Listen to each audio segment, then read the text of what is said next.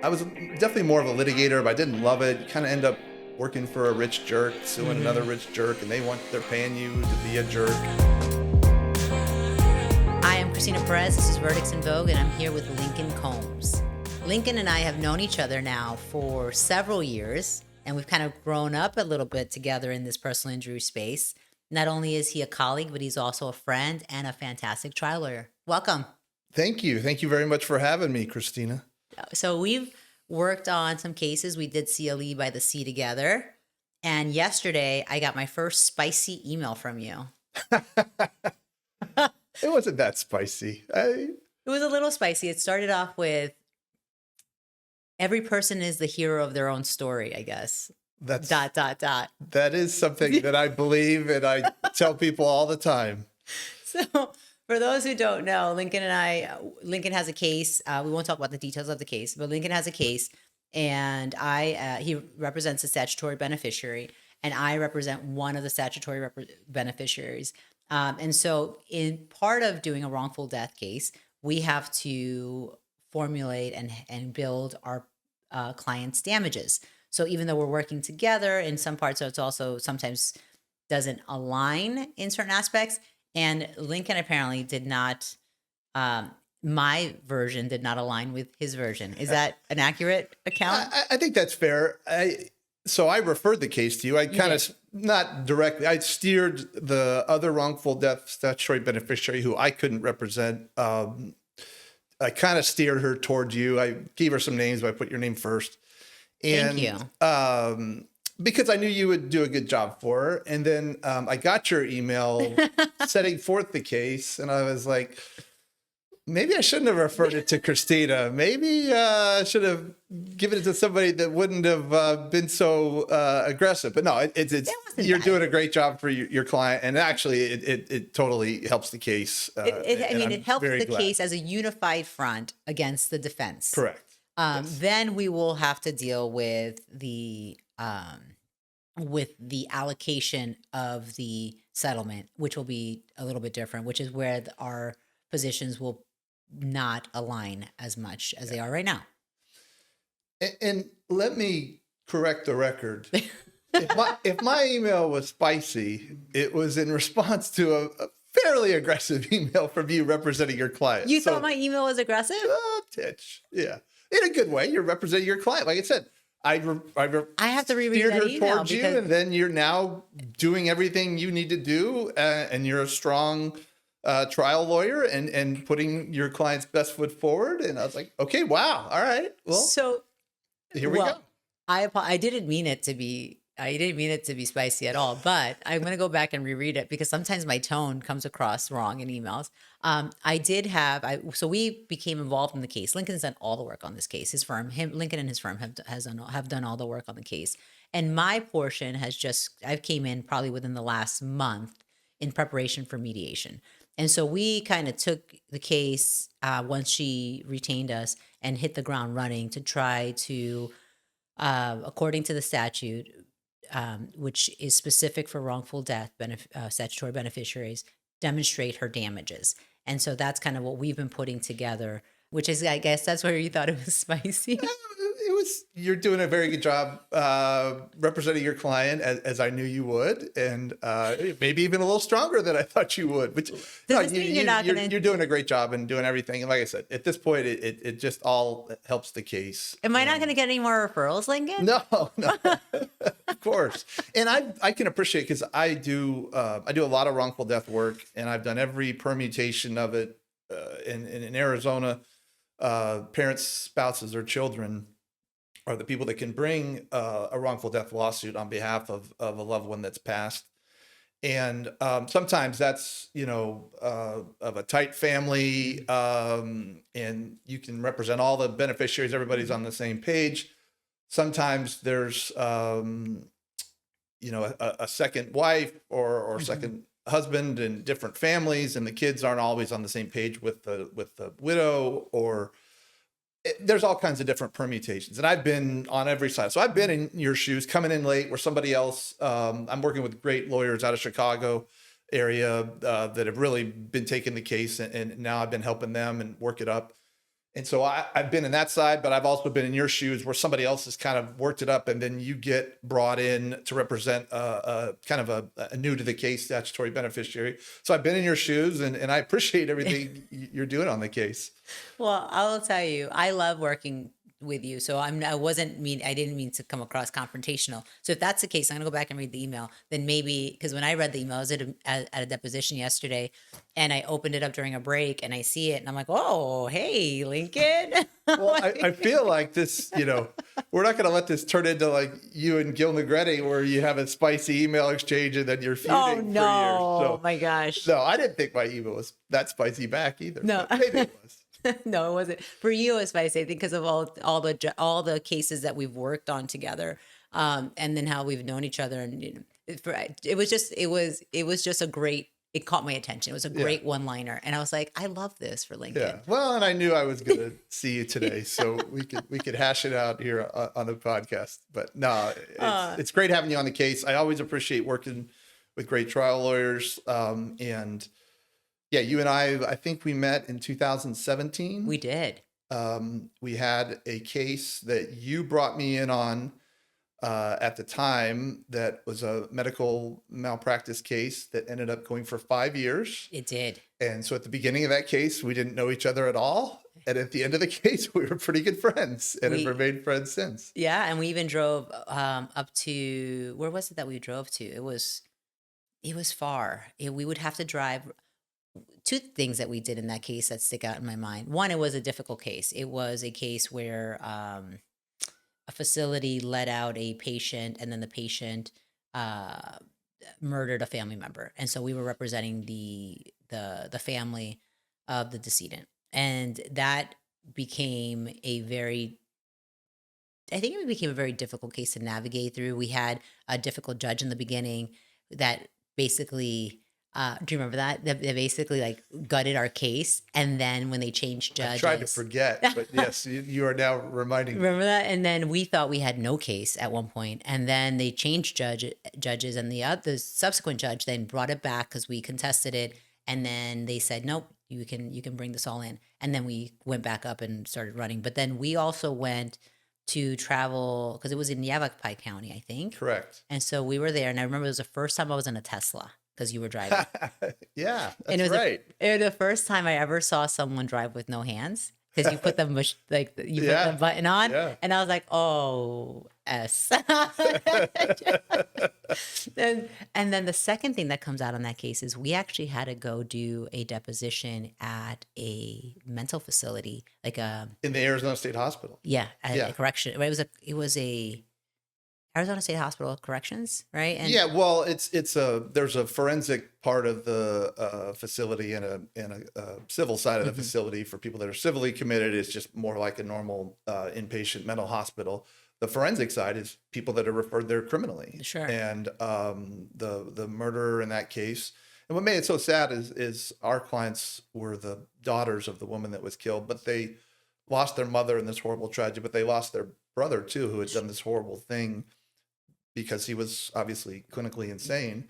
And that's what the courts so found and committed him to an extended term in the Arizona State Hospital. But the defense wanted to take his deposition. So we schlepped off to the Arizona State Hospital. And as I tell people, I'm sure you've represented people and had to go into the prison system to represent clients or to meet with clients or witnesses or whatever. When you are in prison behind the bars, and the door's closed behind you. And the door's closed, you're in prison. It doesn't matter if you're a guard, if you're a visitor, if you're an inmate, you're in prison. You ain't getting out until they're ready to let you out. And it is a little bit, it affects you a little bit. I remember that because there's a certain sound that as you're walking through the door. Clank of the door shutting. Clank, and you look behind and the glass door is now sealed. And then they walked us to the deposition room where the Wi-Fi was awful. And we were just locked in there because we couldn't get out, and we were just there until the deposition was over, and then they had to walk us back out. That, I think that's. Well, I'm going to talk about another deposition in that case in a second. That is the craziest thing that's ever happened in one of my depositions. But that venue was certainly the most unusual and craziest venue for a deposition. Everything went fine, and yeah, very, very sad, That was a sad very situation. sad situation. But It was a good result at the end. and we did okay at the Yeah. end. It was a long fight, but we we got some reversals of some rulings and prevailed on some rulings later, and that brought the defense to the table. But yeah, it was literally took 5 years. Yeah. And we made some memories together, because I can honestly say I haven't been to do a deposition at a mental facility with anyone else. So there you That's go. the Thank only you. time in my career. So the craziest thing that's ever happened in one of my depositions, and I'm gonna set you up to tell the story, because it's your story, is Oh. That was that case too. as people may or may not know, during COVID, a lot of things that attorneys do shifted to Zoom. And now we use Zoom all the time, and the courts, a lot of court hearings are remote, and everybody's comfortable with it. But that was a paradigm shift for the legal profession, because everybody was home, but you got to try and move cases along, especially on our side. The defense always has more money and time than we have, and our clients have. So, so we started doing depositions on Zoom, and I've done in my career, I've been a trial lawyer, I've been a practicing attorney for 19 years, doing this specialty for 17 years. I've probably taken 1,000 depositions. I've probably now in the last, 5 or 6 years since COVID, done maybe 200 or 300, probably 300 or more on Zoom. And the craziest thing that's ever happened in any of those depositions was with you. So when you're on Zoom for the deposition and you've got the witness in front of you, got their kind of screen pinned, and you're focused on them. And then along the top, at least the way I set my screen up for Zoom depositions, along the top is all the lawyers on the case or whatever. And so Cristina and I working this case up together. So she's on the depo, but I'm taking it. And she's up here in this little box, and so I'm taking it or whatever. And I see her, oh, what, and get up and run out of the room. And I'm like, well, that's a little strange, okay, but I'll keep going to the depo. And it wasn't long. We took a break like 2 minutes later. And I think I called you or you texted or something. And I was kind of like, hey, what was that all about? I called you. So tell me what happened. On that point. So we're sitting there, and this is in 2020. This is May 28th, 2021. And I remember the date. And we're sitting there, and it was the Friday before Memorial Day weekend. And at that time, we had once a month, we had half days. So most of the team had already left for the long weekend.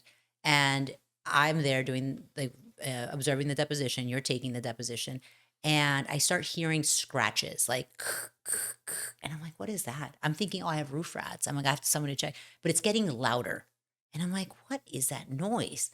I go and I look behind me because I have a fireplace in my office. So we're situated in an old historic building. And I look, and there's smoke coming out of the ceiling. And I didn't understand what that was. And then I go and I look, and there is a fire in my ceiling in my attic, and I realize that the whole building is burning down as we're taking this deposition. I didn't know what to do, and so I went and I ran. I ran and yelled fire. Now, Kim, and another paralegal that were still there, they were the only ones that were there, hear me say fire, and at first thought I was joking, like what's she talking about? She's trying to scare us. And then I run out because I'm thinking, oh my God, there's a fire. I don't know how to do it. I actually stopped one of these Glendale buses.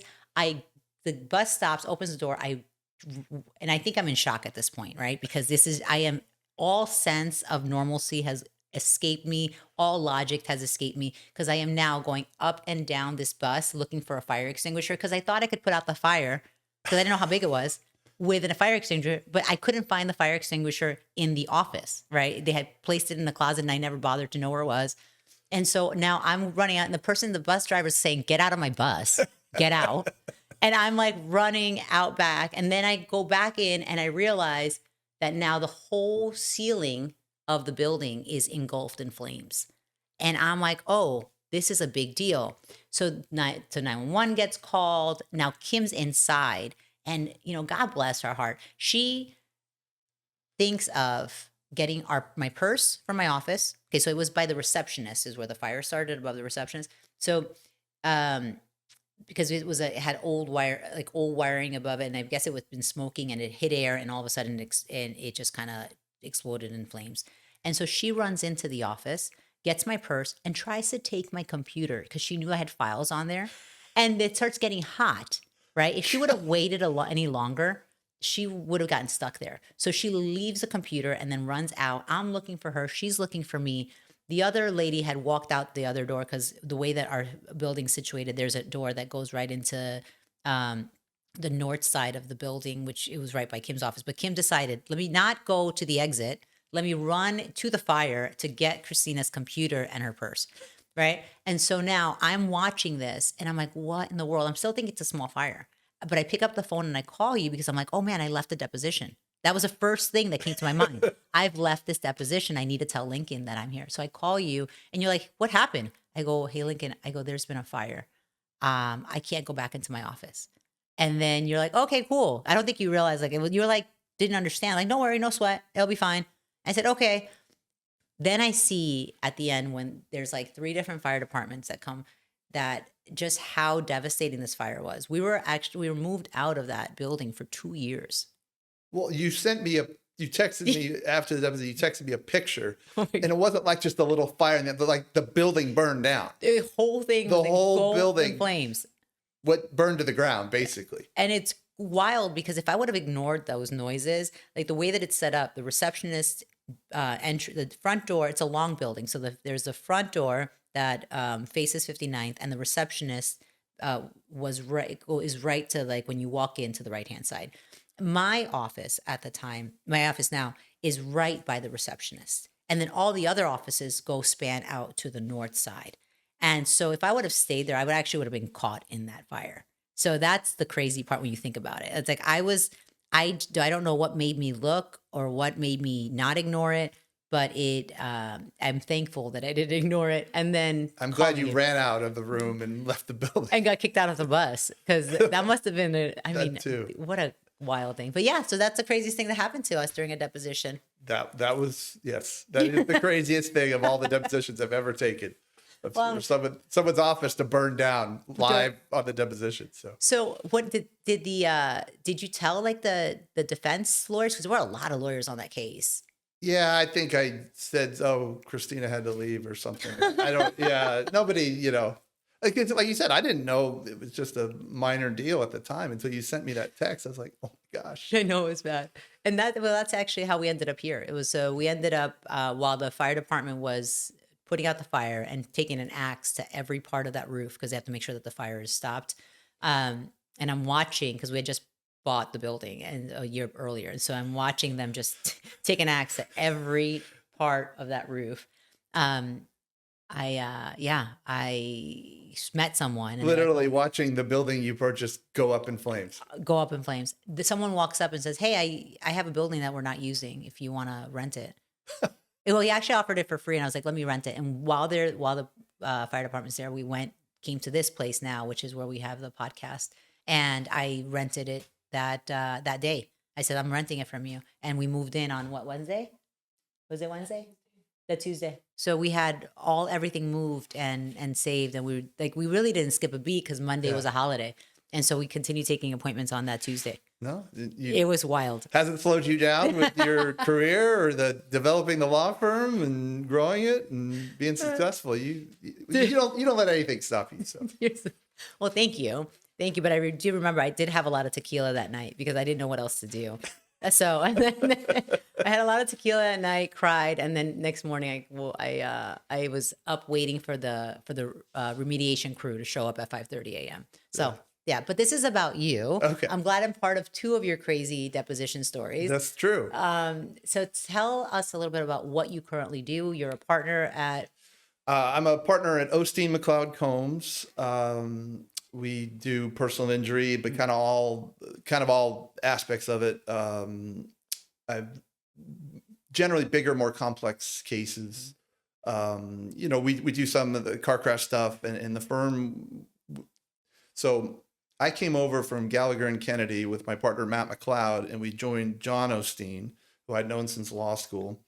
And John's dad, Van Osteen, started the firm 50 years ago was one of the first advertising lawyers. One of the plaintiffs in the Bates v. State Bar of Arizona that won the right for lawyers to advertise. And but Van and his partner Jim Harrison were looking to retire. So in 2022, Matt and John and I took it over.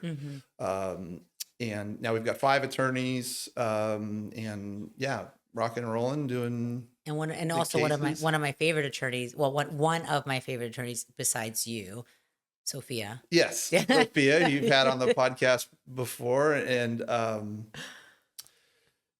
Sophia's a rock star, Yeah, she and is.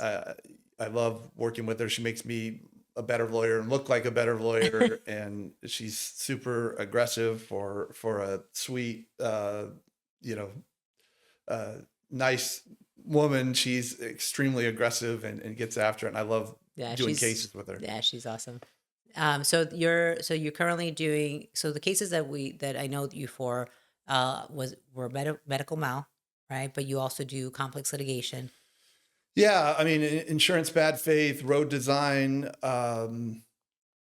trucking, product liability. So kind of the business model that's developed in my career and kind of for our firm generally too is bigger, more complex cases that other lawyers maybe they either don't have the expertise and manpower, don't have the resources, don't want to bet maybe they're a solo practitioner that doesn't want to bet the firm on a big case. So they come to us, and then we can work with them and work up the case. And I think that's kind of like maybe how it started with you when you first reached out. But what's funny about it's interesting you started this by talking about how we've kind of developed together, and I think that's very true. Now you've built up your expertise and your niche doing brain injury cases.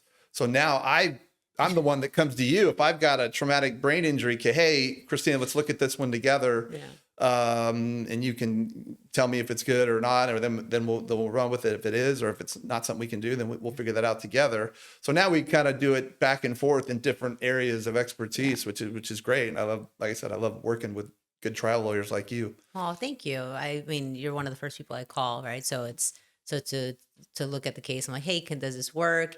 And I know you have a thing about age limits, where I'm like, oh, but they're we've learned. Yeah, medical malpractice is tough. I've had to, through hard experience, I've come up with some bright line rules and pretty narrow criteria for cases because I can't spend 5 years on every case. That's true.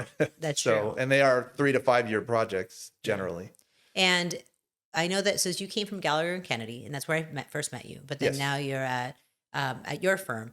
Can you tell us, like, for a new lawyer that's thinking, okay, what's the best fit for me? Looking for like a firm, kind of like our firms are pretty similar in culture, and then say Gallagher and Kennedy. What did you learn, or what would you recommend for someone who's saying, okay, what kind of firm do I want? Either a big firm or like a mid-sized firm. Like, tell us how that affected your practice. Well, I don't know that I'm a great person to answer that question because I really lucked out with my legal career and hit the lottery, and I tell people that all the time. I started law school late. I went to law school at 31. I did stuff in sports and sports marketing. And then I was a high school teacher and high school basketball coach. And then when I met my wife, started thinking about having a family, I thought, well, maybe, law school might be a better way to provide for my family, being a lawyer. So went to law school, and I had a huge advantage going later. I didn't socialize or do anything. I just got married, and my wife took care of everything in the house, and all I did was study in law school, which was a huge advantage and much better than I would have done if I'd have gone straight through like most people do after undergrad. So I did pretty well in law school, clerked in the Arizona Supreme Court for a year, and then started at Gallagher and Kennedy in 2007, which is a pretty big firm, one of the bigger firms in Arizona. And kind of has a big firm vibe. They do everything and have a lot of big corporate clients. But what I didn't even really know, or certainly didn't appreciate when I started there, is they have this great group of plaintiffs' attorneys, which is very unusual for a big firm. True. Because there's a lot of conflicts with doing defense work for clients. And there were a few of those at Gallagher Kennedy, but Over the years, we managed to work through them. So I kind of stumbled into working with these guys.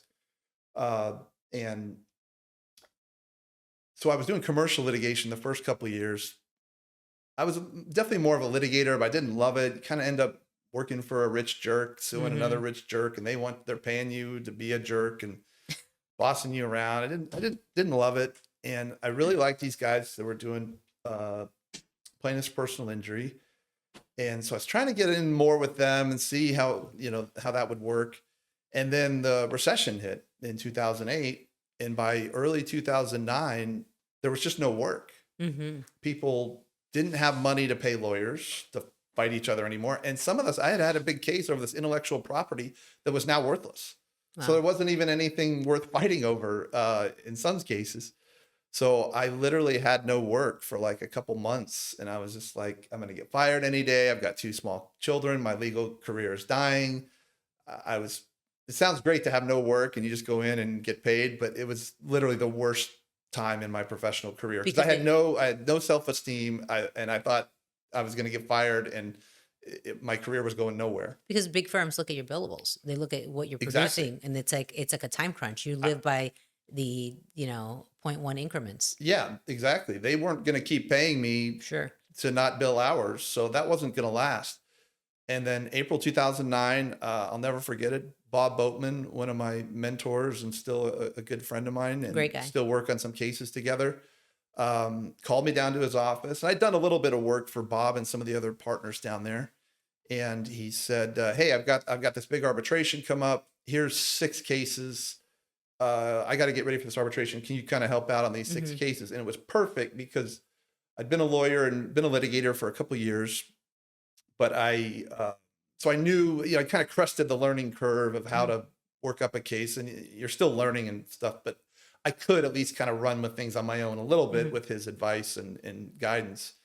And so I just took off with these 6 cases and I joined Arizona Association for Justice, and I was on the listserv, reading every listserv email that came in because it's such a tremendous resource of trial lawyers all over the state posting questions and posting answers. And so I just soaked all that up with a sponge and started doing it, and did pretty well on those 6 cases. A year later, I'm in Kalamazoo, Michigan with a big product liability case against Stryker Medical. And I'm deposing Stryker engineers and executives for a week. And people, because there's other litigation against Stryker over these devices, they're texting me and emailing me, hey, can you ask these questions? And I've just off and running ever since. That's a great story. I mean, that's amazing because you just never know when you first start where you're going to end up. And it seems like you were guided into the right place. Yeah. And that's the thing. Coming out of law school, I had no goal of being a trial lawyer or doing plaintiff's personal injury. Didn't know anything about it other than, seeing, ads on billboards or on TV or whatever. And but it all worked out. I like the people doing what we do. I tell people all the time, I think it's as difficult a human endeavor as anyone can do.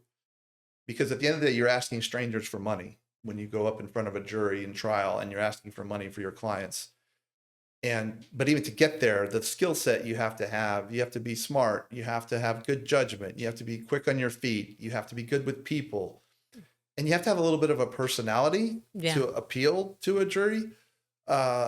And a lot of lawyers, I'm not afraid to say it, don't have much of a personality. And I don't care to spend any more time in a room with them than I have to professionally. But plaintiffs' lawyers generally do have a little bit more of a personality. And I like the community of people on the listserv.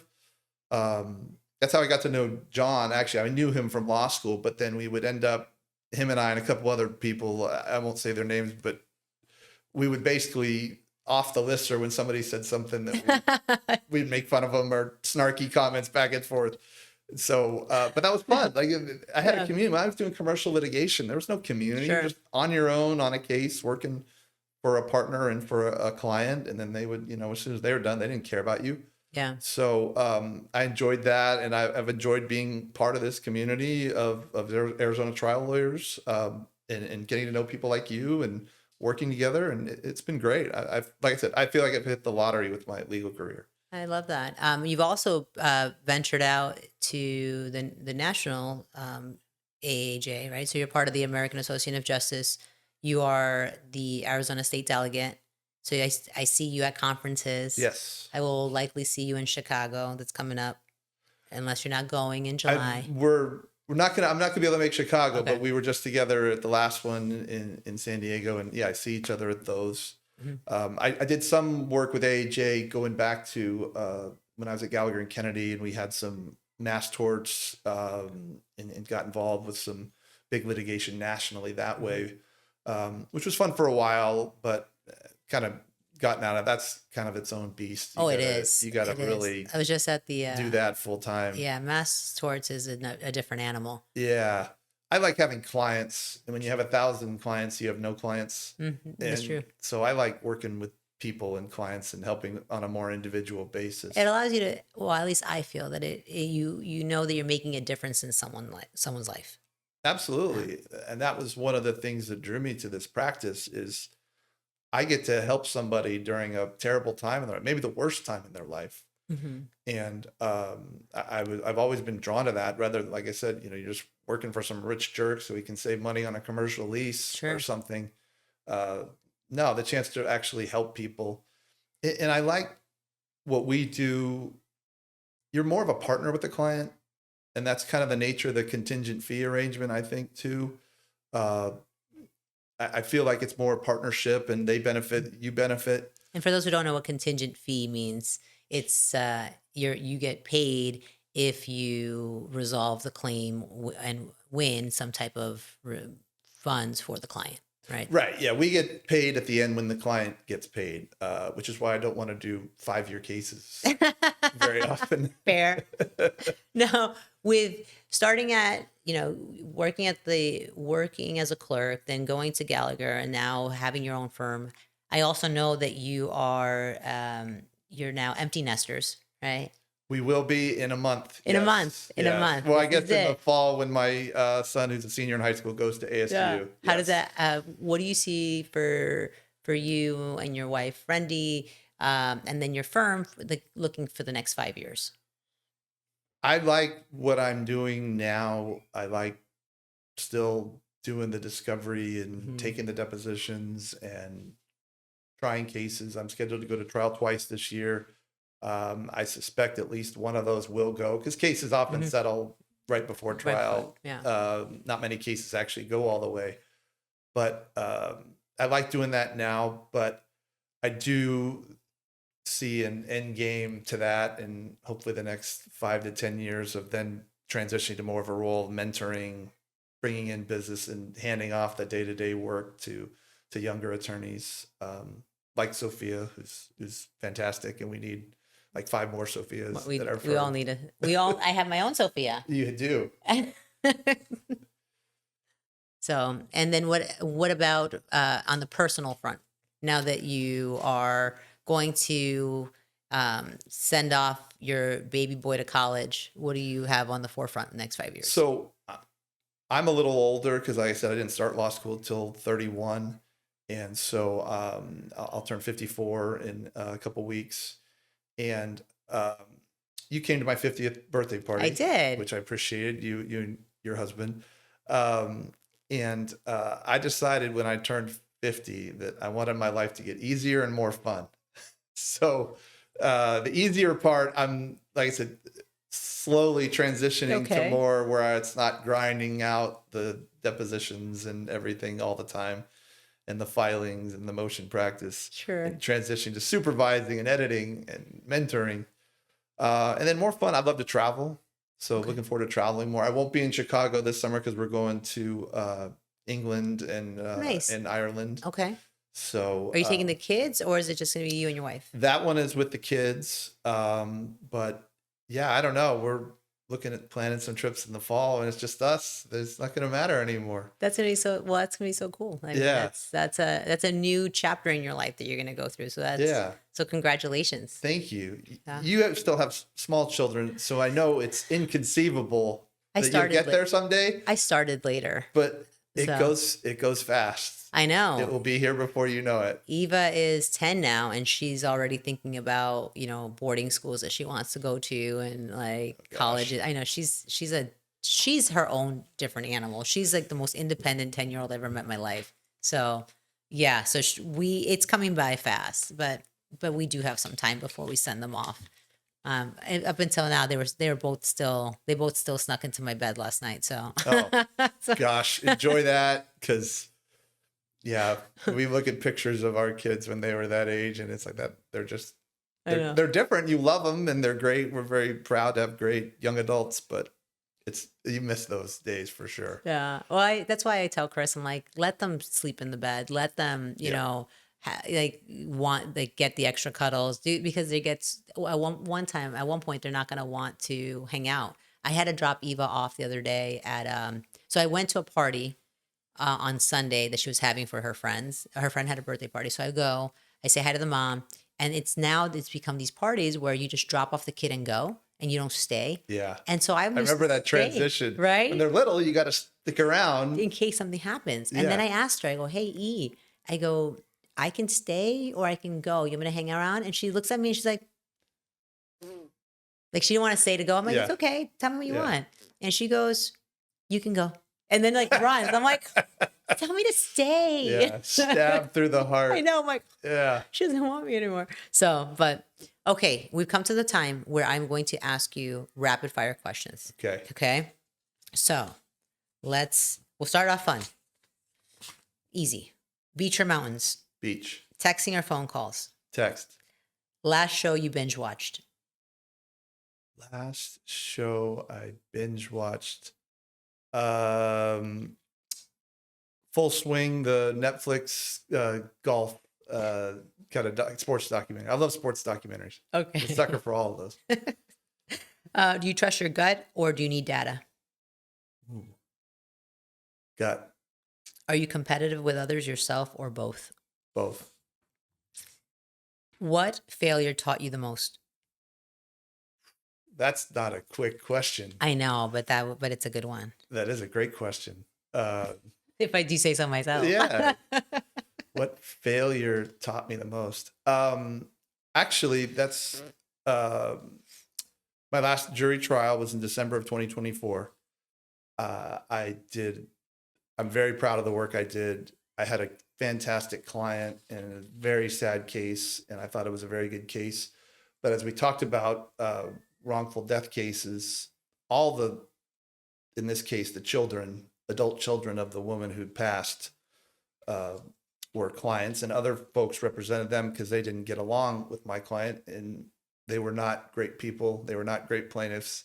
And my biggest mistake was I thought that I could separate my client, that she was a good person, and prove the merits of the case, and the other clients, the other plaintiffs, her siblings just torpedoed the whole case, and we did not get a verdict. But it was a great lesson, and it reaffirmed something I'd always believed, that the quality of the plaintiff is probably the most important thing in every injury case. Because as I talked about, eventually you're going to ask a jury for money, and if they don't like your people, it doesn't matter what the facts are. And in that case, hammered it home, because we actually talked to the jury afterwards. They were still nice enough to talk to us, even though they had found against us. And they hated every part of our case. They didn't like any of our experts. They didn't like anything because it was clear they did not like the plaintiffs. And let me this is a long answer to a short question, but we get jury questions. It's a great story. It's a great trial story. So the jury's out, and we're waiting, and it's about an hour and a half, and say, okay, you want the jury to be out a little bit of time. If they come back right away, it's probably not going to be your favorite. And so they're deliberating at this time. They're deliberating. And so I get a call from the judge, because you kind of stick around downtown. Mm-hmm. We went and had lunch and just kind of waiting. It's the worst. It is the worst time. We're just sitting there with a pit in your stomach. So we get a call from the JA, the judicial assistant. The jury has questions. Oh, well, that's good. That's usually a good sign. They're processing, they're deliberating and things. So the judge wants you to come back so you can read the questions. So we schlep across the street to the courthouse and go into the courtroom. And There's two questions. One is, can we remain anonymous after this case is over? And two, is there security to escort us out of the building after the verdict? Oh, that's nice. So they literally thought my client's brothers might assault or murder them. Oh boy. And so I knew we were not going to get verdicts at that point. It's so telling. Those questions that they ask you is so telling, because if they start asking you questions based on damages, you know that they've already passed the first hurdle. Yes. But then they ask you questions like that, No, it was we were dead men walking from the first day of trial, unfortunately. Do you think there was anything you could have done differently in that situation? I should have settled that case. They did offer something. It wasn't very much, and we would have had to divide it up with everybody. So my client, who was one of the best clients I've ever had, great lady who had really suffered from the loss of her mom, she wouldn't have got very much, which is why I didn't accept it, but I should have taken it, because that case was not winnable. I poured everything I had into it. I did a fantastic job, and there was just no way. Yeah. As in that situation, if you were to do the settlement, then you can you do the settlement, and then you can do like what I've done in the past, either a mediation or a binding mediation in some cases where they've agreed, that it allocates it between the parties and have someone decide if we can't come to an agreement. But let's say you went to trial. Is there any way of not having the family show, even because they have to prove their damages, or just have them show for their portion and just have the statutory beneficiary there? How do you control for that is like the question. Maybe if I could have convinced at least some of the others, like, hey, we'll share in the case with you, whatever the outcome is, but you can't come in the courtroom. Yeah. I don't know. Some of them might have done that. I don't think they all would have. Sure. Because they want to be, they think they're doing right. So I had a similar case like that when I was clerking at the prosecutor's office during a hiring freeze. So I was like the 2008. I was supposed to, I would have been a prosecutor at that point, but they were on a hiring freeze. So I was at trial, and I remember the defendant was there, and she was alleging she was innocent. And she had all of her friends show up to trial, and they were all biker people and the jury just like it was one of those quickest things that found her guilty on all counts.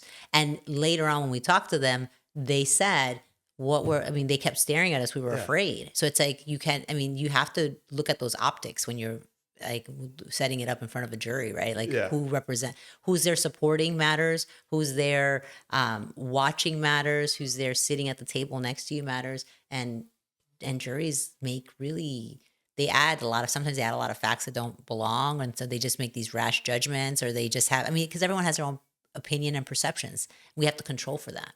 In my rebuttal closing argument in that trial, I had said, because the defense lawyer, especially in the medical malpractice area, they're very skilled at trying the case on other things besides what happened, the medical malpractice. And he had thrown out a bunch of things, and including then a bunch of stuff on the medicine that wasn't true. So I got up in rebuttal and said, he said this, and I dare you to find that in the record. That is not in the record that he said that. And if he's saying that, and it's not true, then what else is not true? And blah, blah, blah. And when we talked to the juror afterward, one of the jurors, and he was a nice guy, but he was like, yeah, you challenged me to find that in the record. And I said, I'm going to find that. And I started going through them, and I couldn't find it, but I didn't think you proved your case anyway. It just didn't matter. Well, I guess our time is up. I want to thank you for being here, and can't wait till we're continuing to work with you. Yeah. And keeping pleasant. I promise I will read that email and make sure that as spicy as you want, Cristina. We're well past all that. Well, on that note, cheers.